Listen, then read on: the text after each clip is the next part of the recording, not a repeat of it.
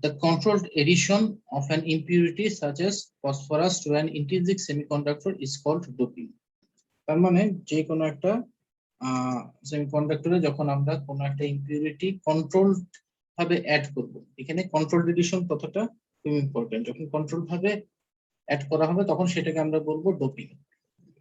তাহলে আমরা এর আগের পেজের যে আগের স্লাইডে যে ফিগারটা দেখলাম যে এখানে সিলিকন ছিল, সিলিকনের মধ্যে একটা ফসফরাস অ্যাড করা হয়েছে। তাহলে কি এই ফসফরাসটা যে অ্যাড করা হলো, এই প্রসেসটাকে বলা হচ্ছে ডোপিং। এবং এই প্রসেসের সাথে অ্যাসোসিয়েটেড কয়েকটা টার্ম আছে খুব ইম্পর্টেন্ট।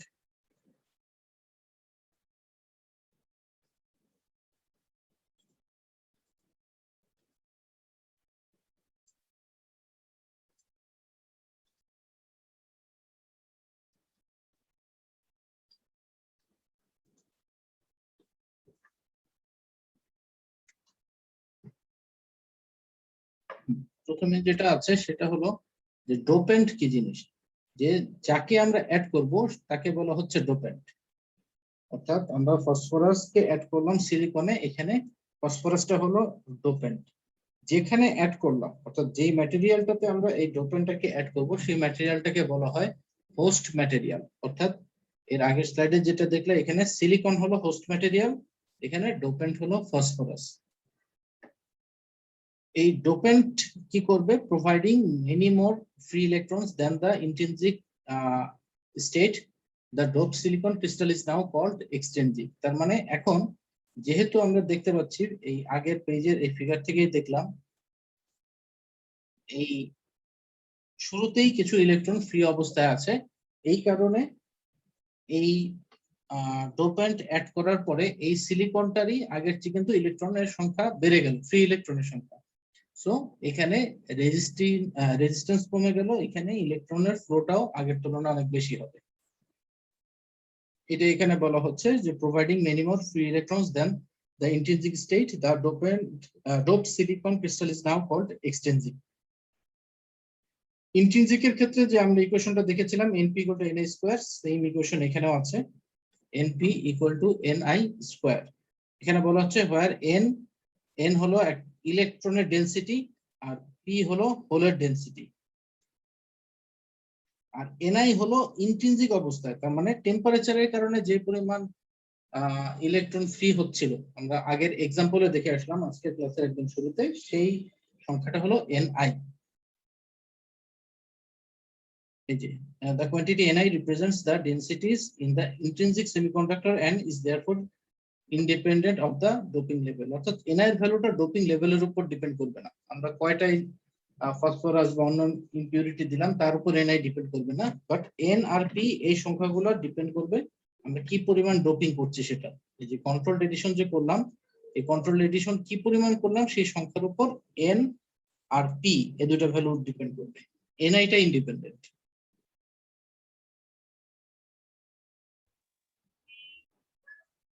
তাহলে আমাদের ডোপিং যখনই করা হলো তখন সেমিকন্ডাক্টরটা দুই টাইপের একটা টাইপের মধ্যে চলে আসে।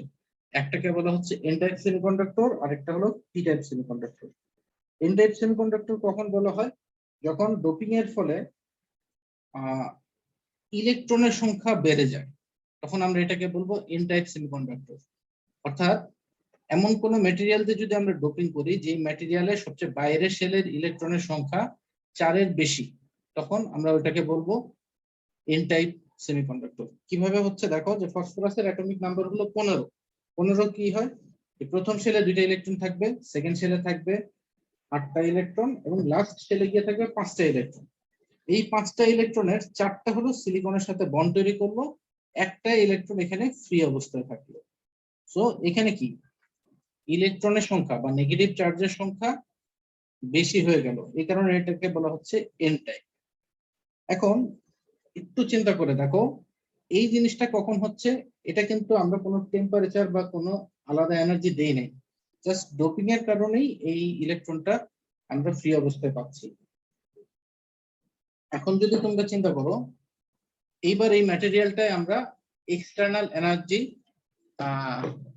বাইরে থেকে দিব, এক্সটার্নাল এনার্জি অ্যাপ্লাই করব, তখন কি হবে? ওই আগের মতন সিস্টেমে কিন্তু এইখান থেকে ওই বন্ড গুলো ভাইব্রেট করতে থাকবে, এই বন্ড ভাইব্রেট করতে করতে এক পর্যায়ে দেখা যাবে যখনই ব্যান্ড গ্যাপ এনার্জির চেয়ে বেশি এনার্জি আসবে, কোনো একটা বন্ড ভেঙে, ধরুন আমি এই বন্ডটা ভেঙে এখানে একটা হোল তৈরি হলো, এখানে একটা ইলেকট্রন ফ্রি হয়ে গেল। এটা কিন্তু একদম ন্যাচারাল ফেনোমেনন হিসেবেই হবে, যে এটা এনার্জি দিলে আস্তে আস্তে এই ঘটনাটা ঘটবে যখন ব্যান্ড গ্যাপ এনার্জির চেয়ে বেশি এনার্জি দিবে। এবার এখানে খেয়াল করবো যে এই যে ম্যাটেরিয়ালটা, এই ম্যাটেরিয়ালে ইলেকট্রনের সংখ্যা, ফ্রি ইলেকট্রনের সংখ্যা কয়টা? এই আমরা যে এক্সাম্পলটা দেখছি এখানে দুইটা ফ্রি ইলেকট্রন আছে, যে একটা ইলেকট্রন ডোপিং এর কারণে আসলো ফসফরাস থেকে, আরেকটা ইলেকট্রন আসলো এনার্জি অ্যাপ্লাই করার ফলে থার্মাল যে ইলেকট্রনটা এখানে জেনারেট হলো। তার মানে ইলেকট্রনের সংখ্যা হচ্ছে দুইটা, আর এখানে হোলের সংখ্যা কয়টা হচ্ছে? একটা। তার মানে কি ইলেকট্রনের সংখ্যা হোলের চেয়ে বেশি। এই কারণেই এখানে ইলেকট্রনকে বলা হয় মেজরিটি ক্যারিয়ার আর হোলকে বলা হয় মাইনরিটি ক্যারিয়ার। অর্থাৎ ইলেকট্রনের সংখ্যা মেজরিটি থাকবে, বেশিরভাগ ক্যারিয়ার থাকবে ইলেকট্রন, কিছু কিছু ক্যারিয়ার থাকবে হোল। তার মানে এখানে ইলেকট্রনের সাথে কিছু হোলও থাকবে, এটা হলো মাইনরিটি ক্যারিয়ার। তো এই জিনিসটা হলো এন টাইপ সেমিকন্ডাক্টর। আর এই যে এখানে ডোপেন্ট হিসেবে যে ফসফরাসকে অ্যাড করা হলো, এই ফসফরাসটা কি করতে পারবে? যখন কারেন্টের ফ্লো হবে তখন সে তার সবচেয়ে বাইরের শেলে যে 5টা ইলেকট্রন, তার মধ্যে একটা ইলেকট্রনকে কারেন্ট ফ্লো করার জন্য ডোনেট করে দিতে পারবে। 4টা দিয়ে সে 4টা বন্ড তৈরি করলো, আর একটা ইলেকট্রন ফ্রি থাকার কারণে এটাকে সে ডোনেট করে দিতে পারলো। এই প্রপার্টিটার কারণে এই ফসফরাসকে আরেকটা নামে বলা হয়, সেটা হলো ডোনার। অর্থাৎ এখানে ডোপেন্টটাই ডোনার হয়ে গেল এন টাইপে, কারণ সে ইলেকট্রন ডোনেট করতে পারছে। তো এখানে কয়েকটা জিনিস একটু মাথায় রাখার মতন আছে, যে সবচেয়ে প্রথমে হলো ডোপিং কি জিনিস, ডোপিং এর পরে হলো যখন আমরা এরকম কোনো ম্যাটেরিয়ালকে ডোপিং করব বা ডোপ করব যেখানে ইলেকট্রনের সংখ্যা 4-এর বেশি সবচেয়ে বাইরের শেলে, তখন সে ইলেকট্রনকে ফ্লো করার জন্য, কারেন্ট ফ্লো করার জন্য ডোনেট করতে পারবে। এই কারণে তখন আমরা এটাকে বলতে পারবো ডোনার। তারপরের কথা যেটা, যে আমরা টেম্পারেচার অ্যাপ্লাই করলেও কিছু ইলেকট্রন ফ্রি হবে এবং টোটাল ইলেকট্রনের সংখ্যা টোটাল হোল সংখ্যার চেয়ে বেশি এখানে। সো আমরা বলতে পারি ইলেকট্রন হলো মেজরিটি ক্যারিয়ার আর হোল হলো মাইনরিটি ক্যারিয়ার। এবার আমরা দেখি পি টাইপ কি জিনিস। পি টাইপ সেমিকন্ডাক্টর, দেখো পি টাইপ সেমিকন্ডাক্টরটা হলো এন টাইপের অপোজিট। আমরা যদি আগে ফিগারটা দেখে আসি, তাহলে ফিগারে এখানে অ্যাড করা হয়েছে কি বোরন। বোরন অ্যাড করার কারণে বোরনের অ্যাটমিক নাম্বার হলো 5। তাহলে কি হবে, যে প্রথম শেলে থাকবে 3টা ইলেকট্রন, তারপরে শেলে থাকবে, সরি, প্রথম শেলে থাকবে 2টা ইলেকট্রন, তারপরে শেলে থাকবে 3টা ইলেকট্রন। এই 3টা ইলেকট্রনের ভেতরে সে 3টা ইলেকট্রনকে 3 দিকে সিলিকনের সাথে শেয়ার করতে পারবে, আর একদিকে সিলিকনে কি তার একটা ইলেকট্রনের ঘাটতি থেকে যাবে। সো বাই ডিফল্ট এখানে একটা হোল তৈরি হয়ে থাকছে। এই হোলটা থাকলে কি হবে, বাইরে থেকে যদি কোনো ইলেকট্রন আসে, সেই ওই ইলেকট্রনকে তার এই বন্ডের মধ্যে ধরে নিয়ে আসতে পারবে, তার মানে একটা ইলেকট্রনকে সে একসেপ্ট করতে পারবে। এই কারণে এখানে কিন্তু আরেকটা নাম বলা হচ্ছে একসেপ্টর। আমরা যদি এই লাইনটাই পড়ি, যে p type semiconductors are a type of extrinsic semiconductor where the dopant atoms provide insufficient number of electrons to the host material and it obtains many incomplete covalent bonds। তার মানে এখানে অনেকগুলো ইনকমপ্লিট কোভ্যালেন্ট বন্ড থাকবে। এখানে যেমন একটা incomplete আছে, হয়তো এই পাশে আরো থাকবে, এই পাশে আরো থাকবে, এরকম অসংখ্য ইনকমপ্লিট কোভ্যালেন্ট বন্ড থাকবে। যে কয়টা বোরন আমরা অ্যাড করবো, ঠিক সে কয়টাই ইনকমপ্লিট বন্ড থাকবে, প্রত্যেকটা বোরনের জন্য একটা করে। এবারও আমরা একটু আগের মতন চিন্তা করে দেখি, যে এখন এই ম্যাটেরিয়ালটায় বাইরে থেকে এক্সটার্নাল ফোর্স আমরা বা এক্সটার্নাল এনার্জি অ্যাপ্লাই করলাম, তাহলে কি হবে? আগের মতোই দেখা গেল এখান থেকে সাপোজ একটা বন্ড ভেঙে একটা ইলেকট্রন ফ্রি হয়ে গেল, একটা হোল ক্রিয়েট হচ্ছে, সাথে একটা ইলেকট্রন এখানে ফ্রি হয়ে যাচ্ছে। এবার এখানে হোলের সংখ্যা কত? 2টা, আর ইলেকট্রনের সংখ্যা 1টা। এই কারণে যেহেতু হোলের সংখ্যা বেশি, এই পি টাইপের জন্য আমরা হোলকে বলবো মেজরিটি ক্যারিয়ার আর ইলেকট্রনকে বলবো মাইনরিটি ক্যারিয়ার। ঠিক আছে? তো এই হলো আমাদের দুই রকম সেমিকন্ডাক্টর, দুই রকম এক্সচেঞ্জিং সেমিকন্ডাক্টর, একটা হলো পি টাইপ আর একটা হলো এন টাইপ। এখানে একটা কথা একটু মনে রাখার মতো আছে, যদিও আমরা থিওরিটিক্যালি বা বইয়ের এখানে ওই একটা দুটো ইলেকট্রন দিয়ে বলছি, প্র্যাকটিক্যালি যেটা হয় যে এই বোরন দেওয়ার কারণে, অথবা আগের স্লাইডে যেটা দেখে আসলাম যে ফসফরাস দেওয়ার কারণে ফ্রি ইলেকট্রনের সংখ্যা কিন্তু অনেক বেশি থাকে, এবং সেই তুলনায় এই থার্মাল যে ক্যারিয়ার গুলা জেনারেট হবে, থার্মাল ক্যারিয়ারের সংখ্যা তুলনামূলকভাবে অনেক কম থাকে। এখানে সমান সমান দেখছি, বাট এই সংখ্যাটার পরিমাণ আসলে অনেক বেশি কম, একটা দুটো না বা ডবলও না, এখানে প্রায় কয়েক লক্ষ গুণ বেশি কম। এবং এই জিনিসটাই আমাদের পরের স্লাইডে গেলেই দরকার হবে, এই বেশি কমের ব্যাপারটা কি হয়। দেখো খেয়াল করে, চার্জের ডেনসিটিটা তাহলে কি হবে সেটা এখানে একটা ইম্পর্টেন্ট ইস্যু চলে আসে। দেখো এই যে উপরের যেই লাইন দুটো আছে, এই দুটো হলো এন টাইপের জন্য, এটা হলো এন এর জন্য বলা আছে, আর নিচের এই দুটো বলা আছে পি টাইপের জন্য। তাহলে এন টাইপের জন্য কি বলছে খেয়াল করো, এনডি শুরুতেই বলে দিচ্ছে ND is much much greater than NI. NI তো কি জিনিস আমরা আগে দেখেছি, এনআই হলো এনার্জি দেওয়ার কারণে যে পরিমাণ ফ্রি ইলেকট্রন জেনারেট হচ্ছে সেটাকে আমরা বলছি এনআই। এনডিটা কি, ডোনার কনসেন্ট্রেশন বা number of donors in unit volume বা ডোনার ডেনসিটি, তিনটা নামে বলা হয়। ডোনার ডেনসিটি অথবা নাম্বার ডোনার কনসেন্ট্রেশন অথবা number of donors per unit volume, অর্থাৎ কয়টা ডোনার আমরা অ্যাড করলাম। তো আমরা আগের যে এক্সাম্পল দেখে আসলাম, এক্সাম্পল বলতে এই এক স্লাইড আগে এন টাইপের যে ফিগারটা দেখে আসলাম, সেই ফিগার অনুযায়ী কয়টা ফসফরাস সিলিকন অ্যাড করলাম ওই সংখ্যাটা হলো এনডি, ইউনিট ভলিউমে কয়টা অ্যাড করা হয়েছে। এখানে মেজরিটি ক্যারিয়ারের আসলে প্র্যাকটিক্যালি এন ইকুয়াল টু হয় এনডি প্লাস এনআই। তো থিওরিটিক্যালি এটা হলো, প্র্যাকটিক্যালি যেটা হয় এনডির ভ্যালুটা অনেক বড় হয়, 10⁻15 থেকে 20। তোমাদের কিছুক্ষণ আগেও বললাম যে কারেন্ট ফ্লো করার জন্য এই পরিমাণ ফ্রি ইলেকট্রন দরকার হয়। এনডির ভ্যালুটা হলো 10⁻15 থেকে 20, এটা আমাদের প্রয়োজন মতন আমরা যেখানে যেরকম দরকার সেভাবে নিয়ে নেই। আর এনআই এর ভ্যালুটা হয় তোমাদের এই আজকের যে শুরুতে এক্সাম্পলটা দেখলাম সেখানে দেখেছো 10⁻10 এই রেঞ্জে। সো বোঝাই যাচ্ছে যে মিনিমাম এই সংখ্যাটার চেয়ে এই সংখ্যাটা মিনিমাম হলেও 1,00,000 গুণ বড়, মানে 10⁵ গুণ বড়। তাহলে কি এই 10⁵ এর সাথে 1 আমরা যোগ করি বা বিয়োগ করি, আলটিমেটলি এটা তেমন একটা ইফেক্ট ফেলে না। এই কারণেই এই এনআই কে ইগনোর করে এখানে বলছে এন ইকুয়াল টু এনডি। এখানে আমি একটু প্র্যাকটিক্যাল একটা এক্সাম্পলও তোমাদের বলে আসতে পারি। আমরা তো বিজেটি এর ইউজ সবাই দেখেছি, তোমরাও আগে দেখেছো BJT, bipolar junction transistor. Bipolar junction ট্রানজিস্টরে বেস বা কালেক্টর, যেটা বেস কালেক্টরের এন এর পরিমাণ বা পি এর পরিমাণ, যেটা এই কনসেন্ট্রেশন সাধারণত 10⁻15-16 এই রেঞ্জে হয়। আর এমিটারে গিয়ে ওইখানে ইলেকট্রন বা হোলের কনসেন্ট্রেশন হয় 10⁻19 বা 20 এই রেঞ্জে।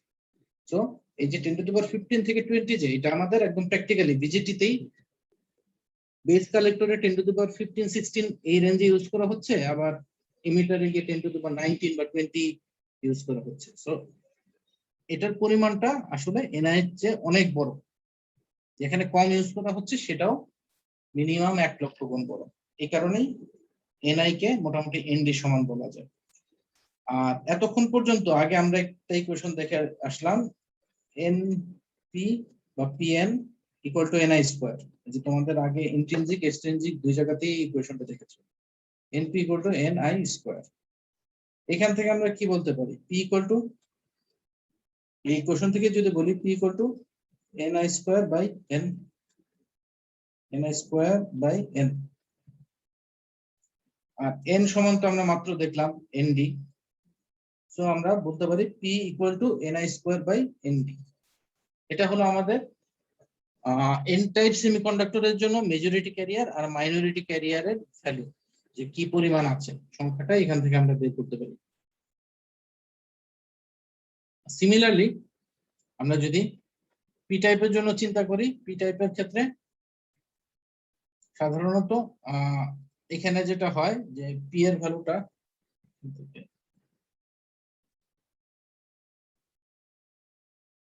এখানে যে পিটা আছে, এই পি এর ভ্যালুটা সাধারণত হয় মানে একদম থিওরিটিক্যালি যদি চিন্তা করি, কয়টা আমরা বাইরে থেকে এক্সেপ্টর দিলাম, number of acceptors in unit volume, এই কয়টা হোল তৈরি হবে এবং এই হোল থেকে বিয়োগ হবে আসলে এনআই এর ভ্যালু।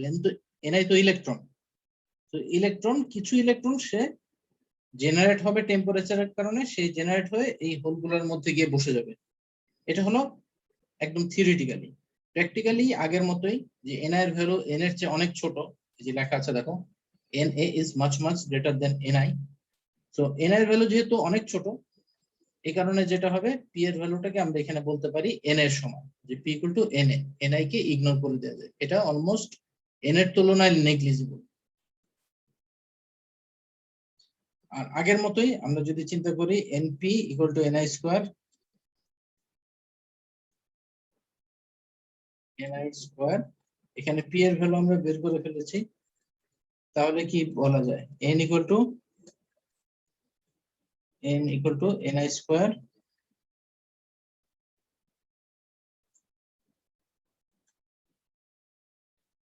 By P. এবার পি এর জায়গায় যদি এন এ বসাও, এই এন এ, তাহলে হয়ে যাচ্ছে N equal to NI square by N A. ঠিক আছে? সো পি টাইপের ক্ষেত্রে মেজরিটি আর মাইনরিটি ক্যারিয়ারের ভ্যালু কি হবে সেটা আমরা এই দুটো ইকুয়েশন থেকে পাচ্ছি। আর এন টাইপের জন্য মেজরিটি আর মাইনরিটি ক্যারিয়ার কি হবে সেটা পাচ্ছি উপরের এই দুটো ইকুয়েশন থেকে। বোঝা গেছে? এই পর্যন্ত বুঝতে কারো কোনো সমস্যা হচ্ছে?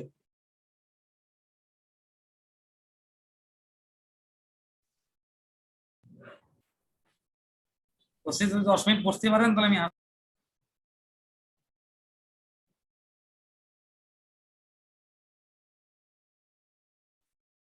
যদি সমস্যা না হয় তাহলে আমরা এই রিলেটেড একটা এক্সাম্পল দেখে আসি।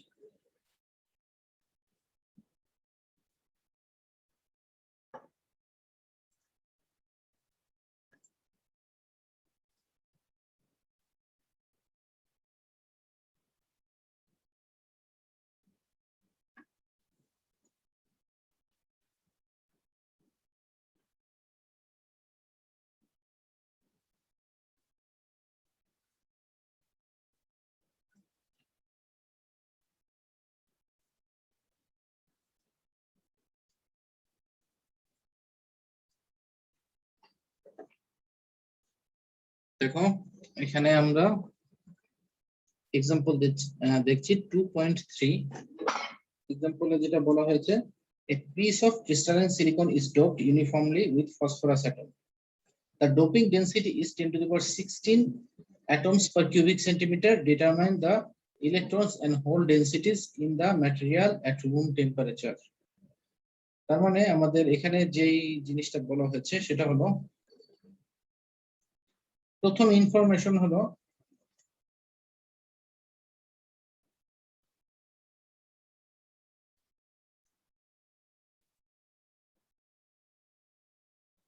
প্রথম ইনফরমেশনটা দেওয়া আছে, সিলিকনকে ডোপ করা হচ্ছে কি, ফসফরাস দিয়ে।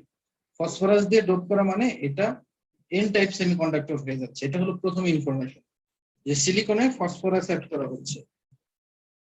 সো ফসফরাস অ্যাড করলে আমরা জানি এটা এন টাইপ সেমিকন্ডাক্টর হয়ে যাবে। আমরা একটু আগে একটা ফিগার দেখে আসলাম। The doping density is 10 to the power 16 per atoms per cubic centimeter. তার মানে 1 কিউবিক সেন্টিমিটারে ফসফরাস অ্যাড করা হয়েছে 10 to the power 16 সংখ্যক। তাহলে 10 to the power 16 সংখ্যক যদি অ্যাড করা হয়,